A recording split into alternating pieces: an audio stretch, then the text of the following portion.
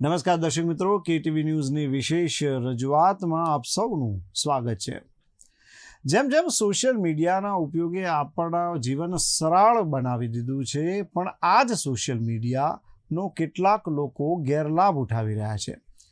આપણી સાથે છેતરપિંડી થાય છે। આ લોકોના કારણે નિર્દોષ લોકો ભોગ બનતા હોય છે। અત્યારે વાત કરીએ તો સાયબર માફિયાઓએ આપણને અલગ અલગ મેસેજ કરીને આપણી સાથે છેતરપિંડી કરી રહ્યા છે। ત્યારે સાયબર ક્રાઇમ અને પોલીસ પણ આવા મેસેજથી સાવધાન રહેવા લોકોને અપીલ કરતી હોય છે। આ સાથે જ લોકોને પણ જાગૃત બનવા માટે કહેતી હોય છે। દર્શક મિત્રો, આજે જો વાત કરીએ તો આપણે વાત કરવાના છીએ સાયબર ક્રાઇમની। સાયબર ક્રાઇમ ઘણી બધી રીતે થતા હોય છે આપણી સાથે। તેમાં વોટ્સએપ પર કોઈ લિંક મોકલવામાં આવે કે પછી કોઈ તમને એમ કે આ લિંક ઓપન કરો અને આ રીતે જે આપણું આખું જે લિંકને તમે ફોલો કરો છો અને પછી તમારા એકાઉન્ટમાંથી પૈસા ગાયબ થાય છે। આવી અનેક પ્રકારના ફ્રોડ જે છે તે આપણી સાથે થાય છે। અને આજે સાયબર ક્રાઇમની આ જ વિષય ઉપર ચર્ચા કરવા માટે આપણી સાથે જોડાઈ ગયા છે જાણીતા સાયબર એક્સપર્ટ વિરાજ વાઘેલા, આ ઉપરાંત ભૂમિકા પાઠક અને ત્યારબાદ મોહિત યાદવ કે જેઓ સાયબર એક્સપર્ટ છે, જેઓ આપણી સાથે દિલ્હીથી જોડાઈ ગયા છે। તો હાલ આપણે જે વાત કરીશું સાયબર ક્રાઇમ વિશેની। સાયબર ક્રાઇમ વિવિધ રીતે બધું આપણી સાથે થતું હોય છે। વિવિધ રીતે સાયબર ક્રાઇમ જે છે તે આપણા જીવનમાં હવે જાણે વણાઈ ગયો છે। તો સાયબર ક્રાઇમ તે ખરેખર શું છે, તે કેટલા પ્રકારના હોય છે, કેવી રીતે આપણે આ છેતરપિંડીનો ભોગ બનતા હોય છે, આ દરેક વિષય આજે આપણે વાત કરવાની છે। અને જેની માટે આપણી સાથે જોડાઈ ગયા છે વિરાજ વાઘેલા, ભૂમિકા પાઠક અને મોહિત યાદવ। તો સૌથી પહેલા હું વિરાજ પાસે આવીશ કે વિરાજ, જ્યારે વાત કરીએ આપણે સાયબર ક્રાઇમની કે ખરેખર સાયબર ક્રાઇમ તે શું છે? અત્યારે સૌથી વધારે જે ચાલી રહ્યો છે તે સાયબર ક્રાઇમની અંદર જેમથી હેકરો આપણા જોડેથી ડેટા ચોરીને અને આપણી જોડે પૈસા માંગીને અને આપણો જ ડેટા વાપરીને ટૂંકમાં આપણે જોડતી આપણું જે ડેટા છે, કલેક્શન છે, ફોટો છે, એ બધા હેકરો છે એ આપણી જોડે ગેધરિંગ કરે છે, એનો મિસયુઝ કરે છે, આપણને બ્લેકમેલ કરે છે। આને એક ટાઈપ કહી શકાય મોસ્ટ ઓફ સાયબર ક્રાઇમ। તો એમાં સૌથી વધારે અત્યારે જે સાયબર ક્રાઇમની અંદર ચાલી રહ્યો છે સૌથી મોટો અટેક છે રેન્સમવેર અટેક। જે અત્યારે જે કંપની છે, હોસ્પિટલ છે, એ કોઈ પણ એવી જગ્યા બાકી નહીં રહી હોય જ્યાં વાયરસથી ઇન્ફેક્ટેડ ન થયું। એક રેન્સમવેર અટેકનું અત્યારે નામ હું ત્યાં આપી શકું છું, WannaCry રેન્સમવેર। જે આપણો અવાજ કપાઈ રહ્યો છે જી। એનું કામ હતું કે તમારા ડેટા છે, વિડીયો છે, ફોટો છે, એ લોક કરવું, તમારી જે ડેટા છે એને એવી રીતે એન્ક્રિપ્ટેડ કરે કે તમને છે ને ઓપન તમારી સામે હોય તમારો ડેટા, પણ તમે ઓપન ના કરી શકો। ઓપન કરવા ચાહો તમને એક આમાં પોપઅપ આવે, એની અંદર લખેલું હોય આને તમારે જોવા માટે પૈસા આપવા પડશે। જે પૈસાની જે ટ્રાન્ઝેક્શન છે એ બિટકોઇનમાં થાય છે, જેના કારણે કોઈ પણ પોલીસ વાળું છે બિટકોઇનનો બહુ હાઈ લેવલનું કામ છે, જેમથી આપણે છે ને ટ્રેસ પણ ના કરી શકીએ કે આ પૈસા જઈ રહ્યા છે। તો મોસ્ટ ઓફલી હેકરો છે ને બિટકોઇનમાં પૈસા લેવાનું વધારે પસંદ કરે છે, જે ડોલરમાં હોય છે। અને આ જે અત્યાર સુધીમાં છેલ્લો અટેક જે મોટો થયો છે WannaCryમાં, જેમાં $90,000 અત્યાર સુધી હેકરો કમાયા છે। તેને તમને હું માહિતી આપીશ કે આ કઈ રીતે થાય છે। કે આ અટેક છે એ લિંક કાં તો કોઈ પણ સ્પામ મેલ છે, મેસેજ છે, કાં તો લિંક ઉપર તમે જાઓ, પછી લાલચ આપીને તમારા જોડે કોઈ પણ સોફ્ટવેર બિલકુલ exe ફાઇલ જે લેપટોપની અંદર ચાલી રહી છે, ગેમિંગ ફાઇલ છે, ગમે તે રીતે તમારું ઇન્સ્ટોલ કરાવશે અને પછી યુઝર ક્લિક કરાવશે। એની ઉપર એવું હશે જેમાં ક્લિક જેકિંગનો પણ ઉપયોગ કરે છે। ક્લિક જેકિંગ એવું હોય છે કે તમારી આગળ એવું લખ્યું હોય ડિનાય પણ પાછળ હોય અલાવ, એ ટાઈપની એક વસ્તુ કરે છે લોકો। એના પછી ફાઇલ રન થાય છે અને હેકરો તમારા લેપટોપનો એક્સેસ લઈ લે છે। હવે એક્સેસ પછી હેકરોની જે છે ને જે exe ફાઇલ હેકરે બનાવી એની અંદર એ લોકોએ રન કરાવી છે। તો આ એક આખી ટેકનિકલ વાત થઈ કે કઈ રીતે હેકર જે છે, બિલકુલ વિરાજ આપણે આ એક ટેકનિકલ વાત થઈ કે જેને આપણે કે જેને આપણે ચોક્કસ રીતે આપણે આગળ આને હજી વધુ ડિટેલથી સમજીશું. હું મોહિત યાદવ પાસે આવીશ કે મોહિતજી, एक्चुअली साइबर क्राइम क्या है? देखिए, साइबर क्राइम बेसिकली एक ऐसा तरीका है जिससे कि आपका पैसा आपके अकाउंट से निकाल लिया जाता है। अब अलग अलग तरह के साइबर क्राइम्स होते हैं। एक क्राइम होता है जिसमें आपसे अकाउंट से पैसा निकाला जाता है, फाइनेंशियल क्राइम्स जिसको बोला जाता है। बाकी साइबर से होने वाले अलग अलग तरह से अटैक्स जो होते हैं, अलग अलग कंट्रीज भी, काफी सारी कंट्रीज भी हैं, काफी सारे ऐसे हैकर्स भी हैं जो वर्ल्ड में किसी भी कॉर्नर से आपके डेटा को आपके फोन से या आपके सिस्टम से बेसिकली पिक कर लेते हैं और वो अपने सर्वर्स पर उनको रखकर आपको एक्सटॉर्शन के लिए कई बार ईमेल्स आते हैं, कई बार आपको मैसेजेस आते हैं। तो ऐसे तरीके जिन तरीकों से आपसे पैसा लिया जा सके या फिर आपको किसी तरीके से एक्सटॉर्शन किया जा सके, आपको कोई ना कोई गलत लिंक भेजकर आपको फंसाकर, आपको डराकर आपसे पैसे ऐंठे जाएं, ये जो तरीके होते हैं, इन सारे तरीकों को हम साइबर क्राइम बोलते हैं। साइबर कंप्यूटर से होने वाला, फोन से होने वाला, आपको एक टेलीफोन कॉल पर भी साइबर क्राइम हो जाता है। आपको अलग तरीके से कॉल्स आते हैं, सोशल इंजीनियरिंग मेथड्स, अलग अलग तरह के सोशल इंजीनियरिंग मेथड्स होते हैं जिसमें कि आपको अलग तरीके से बताया जाता है और आपको कई बार डराया जाता है, आपको कई बार चीजों में ट्रैप करने की कोशिश की जाती है और उस डर में कई बार आप अपने ओटीपी को दे देते हैं, कई बार हम अपना इनफैक्ट फोन का एक्सेस दे देते हैं या फिर कोई एप्लीकेशन अपने फोन में इंस्टॉल कर लेते हैं। तो ये सारे तरीके जो है ना, समराइज करके साइबर अटैक के उसके अंदर आते हैं, कैटेगरी के अंदर आते हैं। बाकी साइबर वॉरफेयर और बहुत सारे ऐसे टर्म्स है जो साइबर से कनेक्ट होते हैं।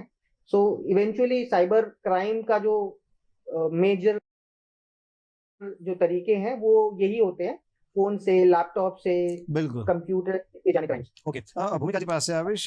ભૂમિકા, સાયબર ક્રાઇમ કેટલા પ્રકારના હોય છે?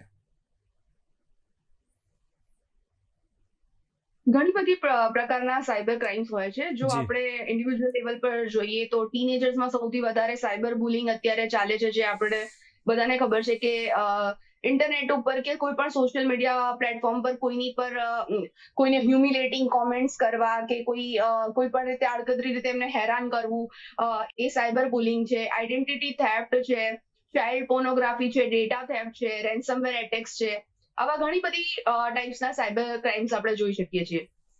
બિલકુલ. તો તમે જે અત્યારે ખાસ કરીને જે વાત કરી, તો અત્યારે જે સૌથી મહત્વની વસ્તુ છે, હું વિરાજ પાસે આવીશ કે વિરાજ, તમે હમણાં એક ટેકનિકલ માહિતી આપી રહ્યા હતા કે ભાઈ કઈ રીતે હેકર જે છે આ બધું હેક કરતા હોય છે, તેના વિશે પણ આપણે ડિટેલ પછી ચર્ચા કરીશું. પણ અત્યારે જે વાત ચાલી રહી છે કે અત્યારે સોશિયલ મીડિયામાં, અને ખાસ કરીને વાત કરી કે જે સાયબર બુલિંગની વજે વાત કરી કે એકબીજાને જે કહી શકાય કે એ રીતનું એક ટ્રીટમેન્ટ આપી, એક મેનિપ્યુલેટ કરવું કે જેને લીધે થઈને સામેવાળી વ્યક્તિ ડિસ્ટર્બ થાય. તો આ સાયબર ક્રાઇમ કરતાં એક સાયકોલોજીકલ ક્રાઇમ હોય તેવું વધુ લાગી રહ્યું છે. શું કહેશો?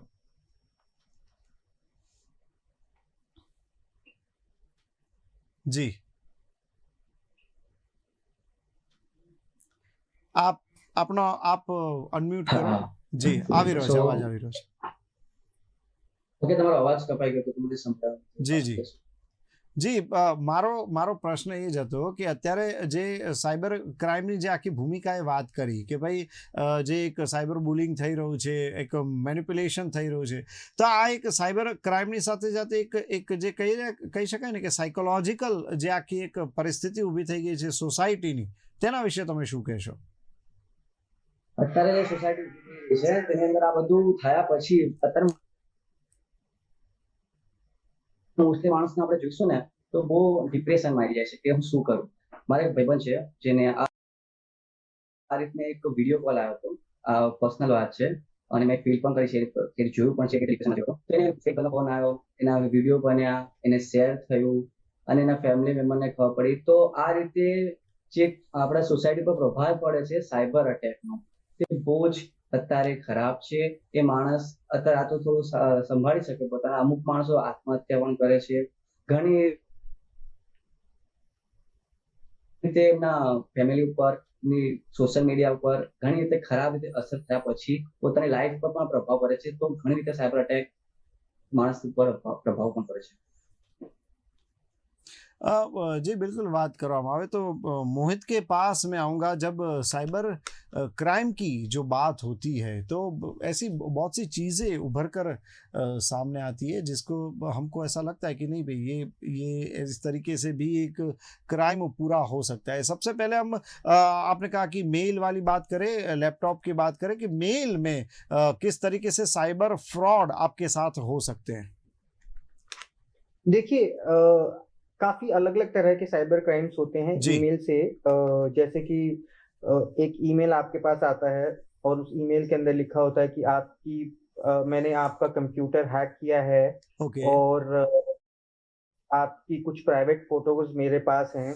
इनफैक्ट मैंने आपकी एक वीडियो रिकॉर्डिंग अपने पास रखी है और उसमें कई बार ऐसा भी लिखा होता है, आपके पुराने पासवर्ड्स भी लिखे होते हैं जो नॉर्मली आजकल बहुत सारी जो डेटा ब्रीचेस होती हैं तो हैकर्स और क्या करते हैं उनमें से पुराने पासवर्ड्स निकालकर पोस्ट में डाल देते हैं कि ये आपका पुराना पासवर्ड था जो कि मुझे पता है और मैंने आपका कंप्यूटर हैक करके रखा है, आपका फोन हैक करके रखा है, आपको कुछ अमाउंट मुझे ऐसे देना पड़ेगा, नहीं तो मैं आपके ये जो प्राइवेट फोटोग्राफ्स हैं वो मैं शेयर कर दूंगा। तो ऐसे क्राइम्स होते हैं और इसके साथ में भी अगर कई बार देखें तो फाइनेंशियल क्राइम्स ऐसे होते हैं जी। जिसमें आपको कोई लिंक आता है जिसमें आपको फिशिंग लिंक्स आ जाते हैं। आपको ये बोला जाता है कि आपकी प्राइवेट फोटोग्राफ्स इस वेबसाइट पर अवेलेबल है। जैसे ही आप उन फोटोग्राफ्स पे क्लिक करते हो या डॉक्यूमेंट पे जैसे ही आपने क्लिक किया आपका कंप्यूटर रैंसमवेयर से इफेक्ट हो जाता है, जैसे कि विराज ने भी बताया।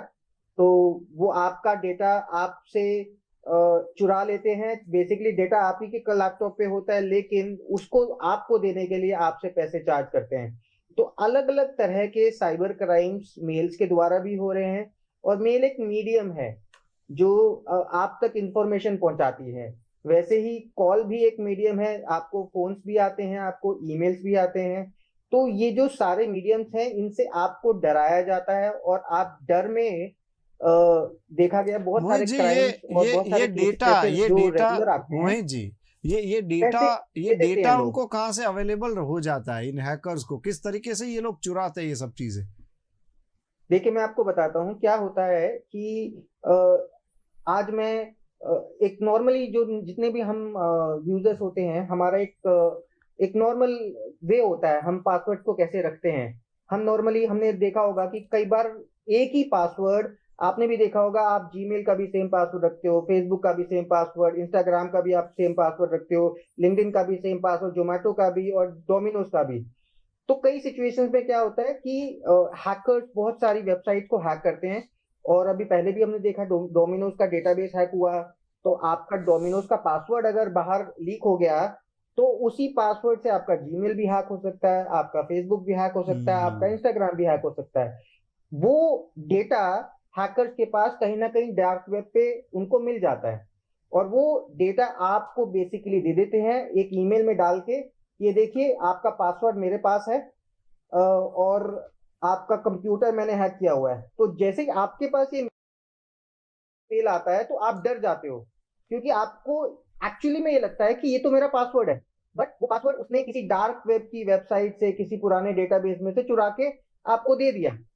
तो डर कर आप कई बार उसकी बात पर विश्वास कर लेते हैं और विश्वास में जो बार बार कि आपको कहीं ना कहीं ऐसा ना डिफेम ना कर दिया जाए ऑनलाइन, इंस्टाग्राम पे आपकी फैमिलीज को ना भेज दिया जाए या आपके ब्रदर सिस्टर्स को ना भेज दिया जाए, इस डर में आप पेमेंट कर देते हैं। और वो पेमेंट का सीरीज होता है, धीरे धीरे धीरे धीरे पहले आपसे 5,000 मांगे जाते हैं, फिर आपसे 8,000 मांगे जाते हैं। इवेंचुअली बहुत ऐसा देखा गया है केसेस में लोगों ने लाखों रुपए दे दिए हैं। सो इसका सिर्फ एक ही तरीका है कि हमें किसी भी इस तरह के यूजर को एंटरटेन नहीं करना। हमारे बिल्कुल। जो ऐसा भी अगर कोई कॉल आ रहा है, ईमेल आ रहा है, तो आपको इसको एंटरटेन नहीं करता, क्योंकि अगर बिल्कुल, आपने उसको थोड़ा सा भी ऐसा दिखाया कि आप डर रहे हैं तो आपको तो थोड़े डेफिनेटली वो दिन आप बाद पे फिर हावी हो एक और जाएगा। कॉल आएगा जिसमें बोला जाएगा कि यूट्यूब से बात कर रहा हूं मैं, जी। आपकी वीडियो अपलोड करने के लिए आई हुई है, आप अगर इसको रोकना चाहते हैं तो आपको इतने पैसे देने हैं। सो वो आपकी डर का फायदा उठाते हैं, धीरे धीरे इवेंचुअली आपसे थोड़ा थोड़ा पैसा करके और ह्यूज अमाउंट आपसे ले लेते हैं, बट आपके साथ सोल्यूशन कोई नहीं मिलता। બિલકુલ. ભૂમિકા પાસે આવીશ. ભૂમિકા, જે એમણે વાત કરી કે સેમ પાસવર્ડ બધે હોય છે અને બહુ જ ઇઝીલી એક જગ્યાએથી જો તમારો પાસવર્ડ લઈ લે તો પછી બાકીની બધી આખી લિંક એમને મળી જતી હોય છે. જુદા જુદા પાસવર્ડ રાખવા જ સેફ છે અથવા તો એક પાસવર્ડ રાખવાથી જે રીતે એ લોકો બધું ખેંચી લે છે, તો આમાં તો કહી શકાય કે વ્યક્તિ ભરોસો ક્યાં કરે? ઘણી બધી સાવચેતીઓ રાખવા જેવી હોય છે. જી. પ્રોએક્ટિવલી રિસ્ક મેનેજમેન્ટ કરવું બહુ જરૂરી છે. કોર્પોરેટ લેવલે જે ઘણી બધી મોટી કંપનીઝ છે એમાં આ બધો પ્રોબ્લેમ્સ આવતો હોય છે. તો કંપનીઝે મોટા ભાગે પહેલેથી જ રિસ્ક મેનેજમેન્ટ પોલિસીઝ કરવી જોઈએ, ડેટાનો બેકઅપ લઈ લેવો જોઈએ, પાસવર્ડ સિવાયની પણ ઘણી બધી પ્રોએક્ટિવલી એક્ટિવિટીઝ કરી શકાય જેનાથી સાયબર ફ્રોડ્સથી બચી શકે છે કંપનીઝ. બિલકુલ. તો આ તમે જે વાત કરી કે એમાંથી સાયબર ફ્રોડથી કંપનીઝ બચી શકે છે. વિરાજ પાસે આવીશું. વિરાજ, તમે જે વાત કરી રહ્યા હતા હેકર્સની, હવે અહીંયા એ જ પાછી આખી વાત આવે છે કે તમારે આ જે હવે ભૂમિકાએ પાછી એક નવી વાત કરી કે એમાં કંપનીઓને પણ એમણે એનું કંપની એટલે કોઈ વ્યક્તિની વાત કરો છો ભૂમિકા, કે પછી આખી કોઈ જે ઓફિસ હોય છે એ રીતની કંપનીની વાત કરો છો? હું એ રીતે વાત કરું છું કે ઇન્ડિવિજ્યુઅલ લેવલ પર તો સાયબર ફ્રોડ્સ થાય જ છે, પણ સૌથી વધારે નુકસાન જે થાય છે એ મોટી કંપનીઝને થાય છે, કારણ કે એમની પાસે બહુ બધો ડેટા હોય છે. તો જ્યાં સૌથી વધારે ડેટા છે એમને સૌથી વધારે નુકસાન થવાની શક્યતા છે. તો હું એ કંપનીઝની વાત કરી રહી છું જ્યાં બહુ બધો ડેટા હોય છે અને એ લોકોને સૌથી વધારે આનાથી નુકસાન પહોંચી શકે છે. બિલકુલ. વિરાજ પાસે આવીશ. વિરાજ, સતત પાસવર્ડ બદલતા રહેવા પડે છે, નહીં તો હેકર્સ તમને હેક કરે છે, શું કહેશો? અત્યારે પોલિસી ISO 27001 ના પ્રમાણે આપણે આ વસ્તુ કરવું જરૂરી છે. ઇવન આપણે 30 દિવસની અંદર પાસવર્ડ બદલવું પણ જરૂરી છે. જેમ કે આપણે બેંકના એકાઉન્ટ હોય છે, કાં તો એમાં પણ ટાઈમ લાઈન આપ્યો છે કે તમે 30 દિવસમાં 2 વખત પાસવર્ડ છે, 3 વખત પાસવર્ડ છે. તો એ રીતે એમની પોલિસીઓ બનાવવી જોઈએ, ગ્રુપ પોલિસી હોવી જોઈએ. ઇવન ઓડિટ કરાવવું જોઈએ કંપનીમાં. અને એવા એક જે પણ અટેક થઈ ગયા છે પ્રીવિયસલી તેના ધ્યાન રાખીને આપણી કંપનીમાં રિલેટેડ કશું છે કે નહીં, એ ગ્રુપ રિલેટેડ જે હેકર ગ્રુપ છે એ ગ્રુપનું નામ છે શેડોબ્રેક. જે બહુ મોટો ગ્રુપ છે, જે માઇક્રોસોફ્ટને પણ એમની બ્રીચીસ કરેલું છે, એમને એનાથી ઘણા બધા રેન્સમવેર અટેક બનાવ્યા છે. તો આવા ગ્રુપ જે પણ છે બ્રીચીસ થયા છે, તો આપણી કંપનીમાં બ્રીચીસ થઈ શકે કે નહીં, એની અંદર રેડ ટીમ, બ્લુ ટીમ વગેરે વગેરે આપણે ઇમ્પ્લિમેન્ટ કરવું જોઈએ. સતત આપણે અવેરનેસ લેવું જોઈએ સાયબરથી, જેનાથી આપણી કંપની કે પછી કઈ પણ વસ્તુ હોય તેનાથી આપણે બચી શકીએ. તો એ પ્રમાણે આપણે ગાઈડલાઈન બનાવવી જોઈએ. बिल्कुल. मोहित के पास आऊंगा. मोहित जी, डार्क वेब की एग्जैक्ट डेफिनेशन क्या है?